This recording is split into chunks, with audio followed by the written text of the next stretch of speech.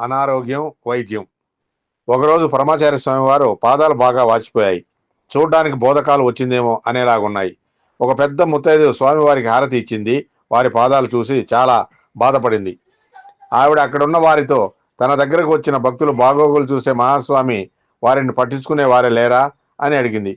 చాలా బాధపడుతూ కన్నీళ్లు కారుస్తూ పరమాచార్య స్వామి వారిని వేడుకుంది. పెరియమ తమ ఆరోగ్యం గురించి కూడా కొంత పట్టించుకుంటే బాగుంటుంది. ఎవరైనా మంచి వైద్యుడిని సంప్రదించి మందులు వేసుకొనండి అని చెప్పింది. మహాస్వామి వారు నవ్వారు. ఆ పెద్ద ఆవిడ తమ పాదముల గురించే దిగులు పడుతోందని వారికి తెలుసు.